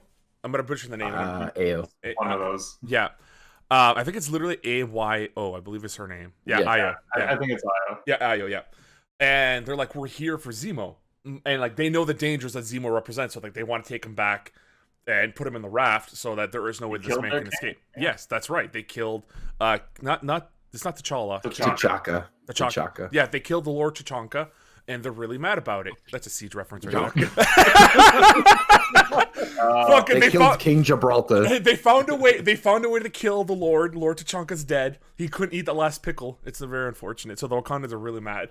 But anyways, it is this moment like they want him to pay for his crimes, and for them it's to bring him to the raft. And the fight scene inside the hotel room, I think is literally the idea. It's John at that point literally knows he can't do anything anymore. Because he gets beaten by the Wakandans, and he literally says to himself, they're not even super soldiers. And like he is on the ground defeated. Fucking Anthony Mackie and Sebastian Stan. I don't know why I went to their real names, but Bucky and Sam both already like they're okay with getting their asses kicked by these ladies, because they are elite warriors who have been like since birth pretty much have been trained to fight and defend Wakanda. Yeah, and they got vibranium spears, and they know how to use them. And and like fucking they know how to disarm Bucky's arm and shit, like doing that like fucking 5-finger death punch shit, like fucking nerve damage, like disconnects the arm, and Bucky's like, What? Bro, His face love- was perfect for Yeah. that. Oh, I love when John Walker's just getting the shit kicked out of him, and then Sam's like, "Bucky, do something." He's like, "Good luck, John. You're doing good." That fucking moment, dude, it was so goddamn good. or But- when the Dora kicks up the shield and grabs it out of the air, like, Oh, yeah. I wish you would have just taken it and ran away. I was just Like, like, "Oh, shit, no." You're Yeah. worthy of having it. Done. Take it. Yeah, but yeah, ultimately, it's Lamar gets killed by Carly, and there's that one other flag smasher there. The man who said, "I used to be a fan of Captain Yeah, America yeah. before being brutally executed by Captain America." Well, you know they did that for that specific reason, so you would feel Oh, something yeah, more, of right? course. But he tracks him down, hits him over the head, falls on the steps, and I'd never thought in a fucking Marvel movie or show you would see that much blood. Okay, With the blood-covered Yeah. shield. oh, like there's One like of the best shots membrane. in the movie. There was like brain bits on that shield, man. Like fucking smashing it and smashing it. And it literally felt. And someone had said about this on a podcast earlier. I think it might have been a kind of funny. Those bastards know we're raging war with them. They suck. Greg Miller, you can watch out. And it's this moment where they talk about where like it looks like this belongs on a comic book cover of Captain America holding a bloodied shield with like a corpse just like kind of mangled off to the side. And it is this like that is And he's like standing there tweaking, like he's just Yeah. holding the shield like in front of the audience. He's like, because in his And then mind there's- he did the right thing. "I'm whatever. Yeah. I'm Yeah, Captain there's that America." one shot of him like from super low where he's like, Yeah. Yeah. Yeah, that shot was like unnecessarily funny. In the, It's in the like a kind of was. I thought at one point when he was killing the dude with the shield, I thought at one point there he was like, is he gonna fucking cut his head off with the shield? Like, they're gonna have a Yeah. shot of the shield going through a dude's neck. It was just gonna be an Amazon Prime show for a second. The fucking head is just- Shoots up. Walks away with the head in his hand. Yeah, right? Oh, That'd be rated R. There has been a handful of comic book decapitations by Captain America's shield. So, but ooh, that's in the comic book. So like it's a they're lot. not gonna do that on Disney Plus. No, I was surprised they did the blood-soaked shield on Disney Yeah. Plus. Yeah. They didn't show the brutal murder, which I was like, okay, fair. But then they pull up and he's just covered in blood, and it's like, oh damn. Yeah, yeah. But I'm like, how did he get that deep? He must have been Like that dude, like, the head was gone. He just kept mushing. Like he did not fucking stop. That's what happened there. But yeah, it is a moment where like that, and it's from that, and then lead right on to episode 5, where it's now like Bucky and Sam are like trying. They're trying to talk, Walker down. Like, dude, like we understand what happened. Like you shouldn't have done Give that. us But the like, shield, though. well, here's the thing. Like Sam and Bucky were winning him over. He's like calming down, and he's like, I had to do it. And they're like, yeah, but you have to come with us. Like, we have to deal with the repercussions. Like, okay. And I think it's Bucky who says, give us the shield, Walker. And then he just, he calmly says, he's like, that's what this is about. And it's like, no. Like, that's no. Don't think like that. Don't back it up, bud. No. And now it's an all-out fucking Cap. He gets Like his Cap fucking Falcon. ass kicked by Oh, friendship, my though. God. And like, Oh, dude, when they bust the arm too, I was like, dude, oh. yeah. Well, it's this moment of like okay. Again, this is the moment that I wish that this is just me being like being a fanboy. I would have loved to have seen Bucky going full Winter Soldier mode and just like him alone just snaps the arm and takes the shield away. Like I would have loved to have seen something like that because that would have been like, oh, then like like Bucky's holding onto the shield now and like he's gripping it because he's stuck in that mode still, and Sam has to bring him back to reality, and then he snaps out of it and like gives the shield to Sam or something. You know what I mean? I think that would have been an awesome moment of like of him almost losing it and then having his friend Sam bringing him back. And then But if you had that, you would lose all the character development you had for Bucky over the whole season, right? No, there hasn't been that much Not development for him. necessarily. There hasn't been that much to begin with. Only at the beginning of the episode. We had the breakthrough before this scene, I believe. Oh yes, where he's back in Wakanda and the crying and. Yes, but that was a flashback, right? Like that development's already happened, right? So theoretically, that's to us or to the world. That's not something that everyone else knows. That's just for us.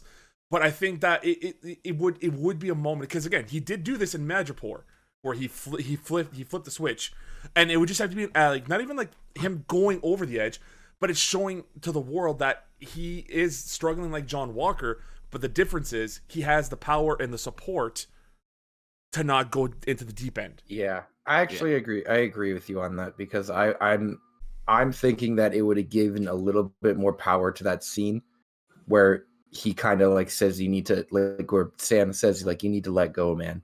It's like this because again he's protective of the shield. Like as it comes up in that episode, the shield's the only bit of family he has left. It's the only real thing he had is that notebook full of people he needs to make amends with. And he's got the shield. I would have liked to see him get protective about the shield and just kind of like, I wouldn't say like go super crazy, but just go like a little bit into it. Maybe like Sam yelling Bucky at him gets like deafened a bit while he's like punching John in the face. Yeah. And then Sam's just like Bucky, and he like snaps and he's like, "You okay, man?" And he's like, "Yeah, I'm fine." Like it's like, "Oh, you ain't fine." Like yeah. There's something going on. How scared were you guys when he had the shield above Sam? Oh, that fucking moment, man. I was like, oh no, it's happening. Yeah. And like the Cap rips their wings off and shit. Like, I was like, they better not fucking kill Sam or Bucky. I was gonna be mad if they did either of that. I'm going to change that org. I want this show rewritten. I want a different ending where Falcon is the winner.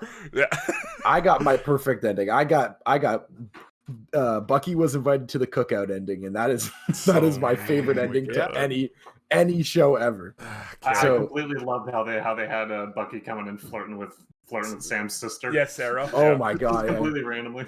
So obviously too, like, hey, I'm Bucky. She's like, I'm Sarah. He's like, Sam's like, yo, stop what you doing. Yeah, stop flirting with my sister. but and then later on, he's like, hi, Sarah. Yeah, he just looked.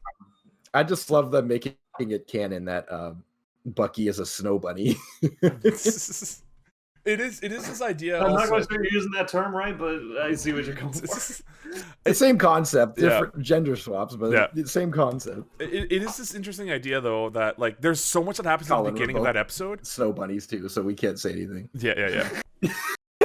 That's why I know it doesn't quite fit me. All right, but it is interesting that like that's a big moment that happens, and it's in that same episode that he like Captain America is no longer Captain America. John Walker's been separated. They introduce fucking Julia Dreyfus as character. Lady Viper is technically in the comics who she is. But Lady Hydra. She's also actually it's Lady Hydra actually. Isn't she also Lady Viper though? She could be. She's more commonly known as Lady Hydra. But it is. And Lady Hydra is a thing with Nick Fury too. Fun fact. Oh, there you go. It is this idea that you know, that the rest of the episode, I'll be honest, except for like the one-to-one talk that Sam and Bucky have, I could really care less. Like I don't care. Dude, I loved it. Training I montage. loved the boat fixing was a parallel to me of the house building scene in Red Dead Redemption 2. Just two bros fixing stuff together and being happy. I don't know. I think it was good and everything. Don't get me wrong. And the conversation they had, but it just felt like there was a lot of filler in this episode. It was. I think it was, but yeah. I wouldn't say it was filler. I'd say it's necessary character development stuff to lead into where the place that they're going to be going into the finale. I wouldn't call it filler. It's necessary. And then, not to mention they got to drop that cliffhanger at the end of the episode. Yeah, with him getting the suit and stuff. Because it is. Yeah, that is right. It is episode 5 where Sam does the training and he fights and like he gets himself better. Yes. Okay. Mm-hmm. Yeah. That you know. They get the shield back, and then it's like that whole episode's about like that. Are you ready to be Captain America thing? Bucky kind of reveals why he's been so like he reveals this. He originally was just going to drop something off, but then he ends up staying and helping with Sam. And then it's kind of like a moment for Bucky where Sam's like, hey man, you got family. You just need to know who it is. Yeah. And wink, then, wink, nudge, nudge. That's a big moment for Bucky. And it's a big moment for Sam too, because Sam gets help, and it's like it's a really big moment for their relationship. So I think I agree that I thought it was completely necessary. Okay. And again, house building scene, man. Like the house building scene in fucking Red Dead Redemption 2 was like this huge John what was it? John Charles and Uncle. John Charles and Uncle.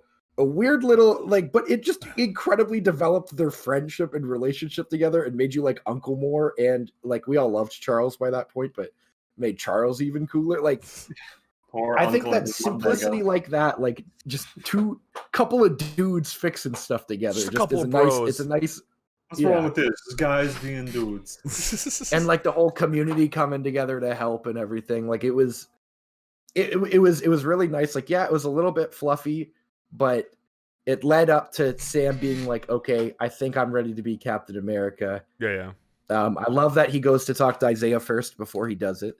In Yes. that Isaiah's That like, message, yes, no, yeah. you shouldn't do this. And then he's like, and then Sarah's like, you're gonna let Isaiah get in your head.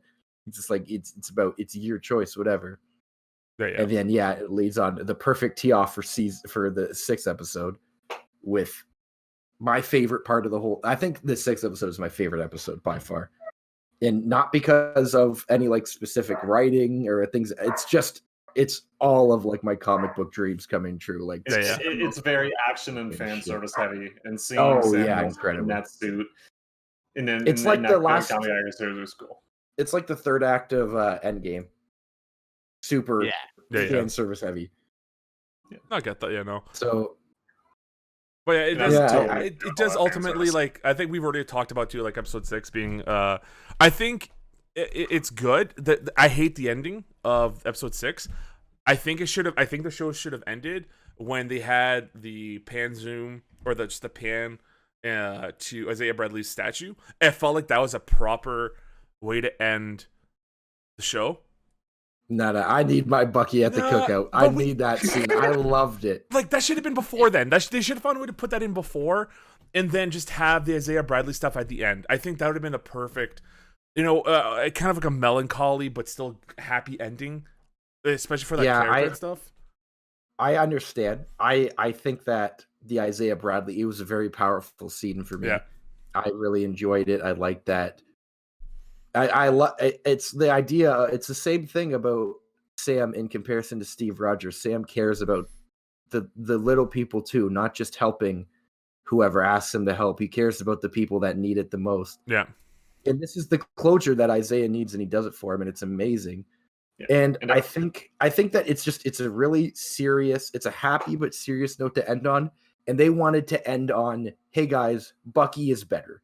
They're like this, like happy, like Bucky's doing good, Sam's doing good. They're kind of friends. You don't have to worry about Bucky. It's kind of like they don't want to, because before it was kind of Bucky was also on like a somber but nice note of him telling Yuri finally, and then kind of leaving Yuri's life a bit, because I mean, obviously, if somebody who's been hanging out with you for a couple of months says, "Hey, I killed your son," you're not going to be like, "Oh, it's fine." You're going to. And again, there should have been more of the conversation, which we've already said. I agree. Like, I think it needed to be needed to be concretely said that Yuri is like, I understand that wasn't you, but I don't forgive you yet. Yeah, or like, something. I need time, because like all he says, dude, is like, "Why?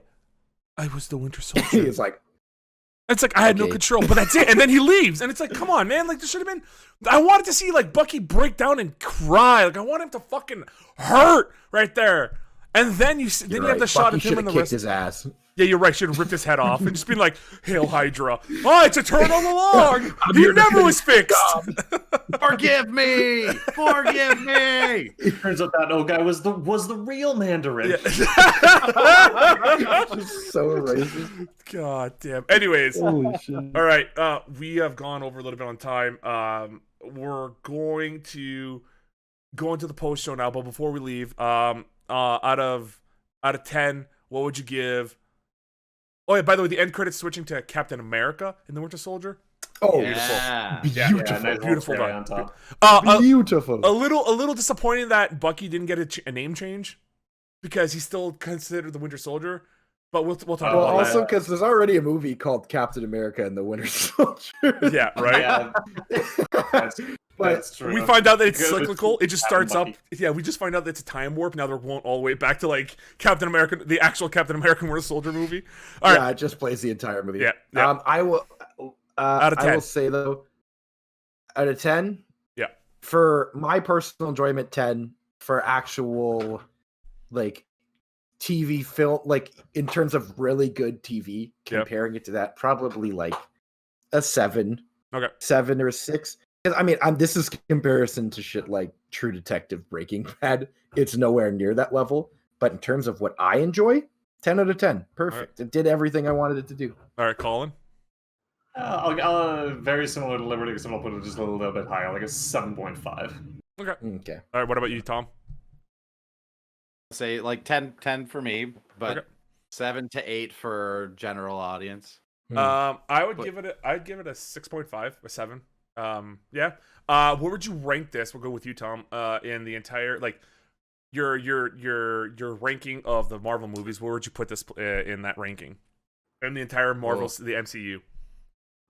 That's a hard one. I Yeah. don't know. It's high for me, honestly. I'd say high it's for me. somewhere in the middle to upper half of the Okay. MCU movies. Okay. All right. It's higher for me, probably like maybe top 10 out of Marvel MCU content. It's maybe top 5. It's around that 5 mark for Really? me though. Dude, that scene where he flies in and he's in the suit, I got so giddy. I got so excited about it. Yeah. Like, it's just that feeling for me was so like, oh, let's fucking go. It's like, and it was really on the nose, but when that dude's like, it's the Black Falcon, and then he's like, no, that's Captain America. I was like, fuck yeah, that's Captain America. I loved it. Like, it's maybe the thing is though, why the reason I would maybe only say top 10 is that I don't know that I'd necessarily go back and watch this thing as a whole, because there is dragging points and stuff to it. It's not as easy to consume as like a 2-hour movie, you know? Yeah. So, but the way I felt watching it, it's definitely up there because it was All right, Colin. magnifique.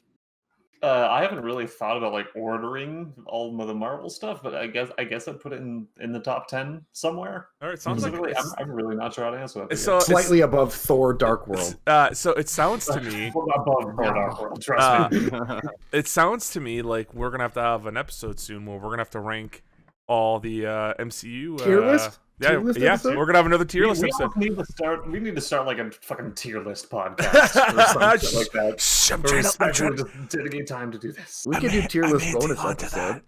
No, that way You we want don't to do have time full for that. episode? Yeah, come on. Yeah, we had a go full crazy. episode for Pixar. We're gonna have a full episode for MCU. Are you crazy? Yeah, more yeah. than a full episode. Yeah, for MCU. But yeah, I'm kind of with Colin. I don't know where I'd want to put this. I want to watch Loki and rewatch WandaVision, and probably have to rewatch all the other MCU's films to see where I want to put this. I like this one a lot better than WandaVision. All right. I well, love WandaVision more than this. See, this is what I love it. I love Yeah. it. This is what we need to talk about the next time. Well, fuck you, Tom. All right. We did go a little bit longer than expected. So thank you very much for joining. I hope you all enjoyed this spoiler talk of Captain America and the Winter Soldier. Tonight I'll be streaming, so stay tuned for that. Might start a little bit earlier. We're gonna probably play some Apex and some Siege. It'll be a good time. Tomorrow, Tom and I are gonna have a sit down, and we're gonna talk about Mortal Kombat 2021. It's gonna be fun to see how that's gonna go down. And stay tuned for the post show, which will be happening very, very shortly. It's still a part of Free Content Month, and we're going to talk about what we want to see very briefly for the next step for Falcon and Bucky. So if you're not sticking around, bye. We love y'all. Have a good one. See ya. And boom, we're in post show territory. All right, Winter Soldier cooking show. God damn it. All right, Cooking with Bucky. real Does quick. he have different attachments for the arm? Yeah, for cooking yeah, he's everything? got a Turns into like a whisk. He's got a spatula. He's like fucking go-go gadget. Or what's his- Inspector Gadget. Yeah. Honestly, I'm gonna say this real quick. I'm a little bit disappointed they didn't have old man Steve Rogers in season 1 or Thunderbolt I Ross. thought he was gonna be there at some point too. I think. Fucking I didn't Wyatt expect it. Russell, the fucking cock. Yeah. they asked him if he's like, somebody asked him in an interview, they're like, wouldn't it be cool if you got a picture of like you against like, you know, Chris Evans, Steve Rogers? And he's like, you're gonna have to wait to the last episode then. And then I was like, oh, and then it just didn't come up. He was just being a dick. Like he's just trolling people. I'm like, oh, that's fair though. Yeah. You remember all the shit that happened with WandaVision? Like, oh yeah, what Doctor Strange and shit. There is a rumored Chris Evans project for Captain America somewhere along the lines. There you it's go. called Fantastic Four. Get him back. Oh He's my gonna God. be Johnny Torch again. You're gonna have him come back in as a dude on fire, and he's gonna be like, "Hi, I'm Johnny Boner." I have the power to bone. It's like, I don't know if this is effective here. I Dude, turned you into a have giant flamethrowers? dildo. No, I just got set on fire. Somebody help, please.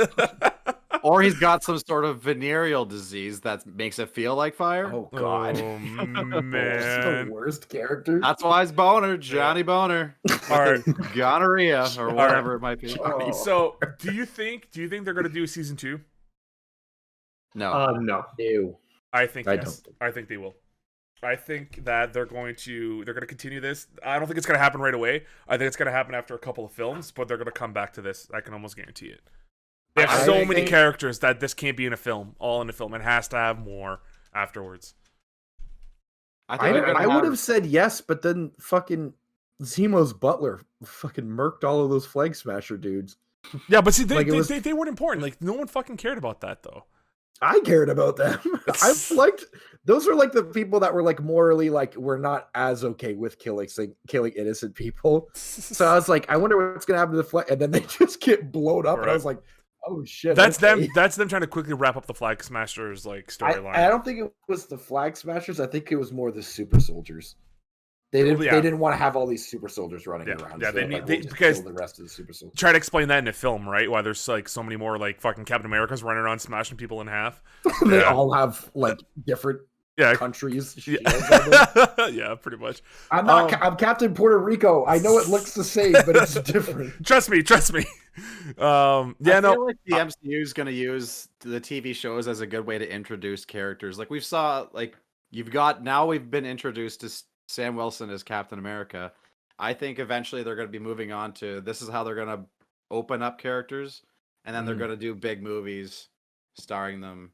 Yeah, I think a lot of the characters that Same. you even see in this season, you're not going to see for a while. come back together. You'll see them in other shit. You'll see the Power Broker in some other show like Shang-Chi think- or I don't think Zemo's done yet. I think they're No. gonna do Zemo in the Thunderbolts. I think so Because too. he is an iconic character in the Thunderbolts. He's kind of like because the Thunderbolts are very much a parallel to the Suicide Squad. They're Yeah. kind of the bad guy team up that works for the government. Yeah. So he's kind of like he's like the Thunderbolts version of Black Widow. Because I would hope they bring him in, they give him like the fucking purple mask again, and he's just like super like Spec Ops. They let him be like a cool Spec Ops dude. I would love that. That'd be pretty. And I would gnarly. think that would be cool. I don't think they're going to do another season of Falcon and the Winter Soldier or another season of like WandaVision. No, that one, because no. I think what their plan is. I think what their plan is that they're using the movies for like the main story things, the things that like they know that everyone's going to watch the movies, but they don't know. But Kevin Feige doesn't know that every single person who watches the movies are going to be watching the TV shows. So Now- they're using the TV shows as a way to just like expand on the characters and have us get to know those characters more.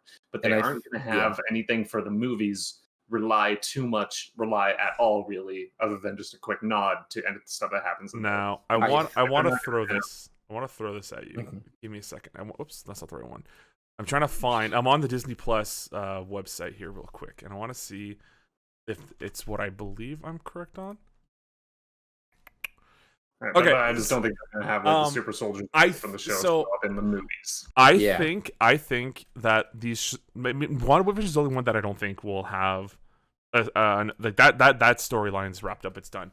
I think that they are going because I'm pretty sure when they talked about the series finale of WandaVision, they literally said the word series finale.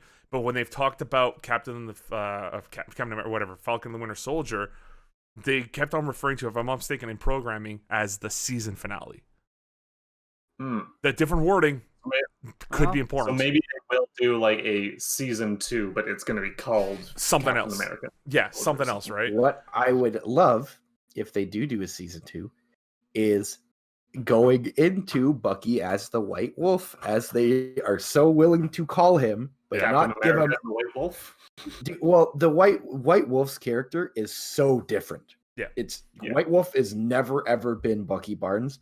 Bucky Barnes always has just been Bucky or the Winter Soldier.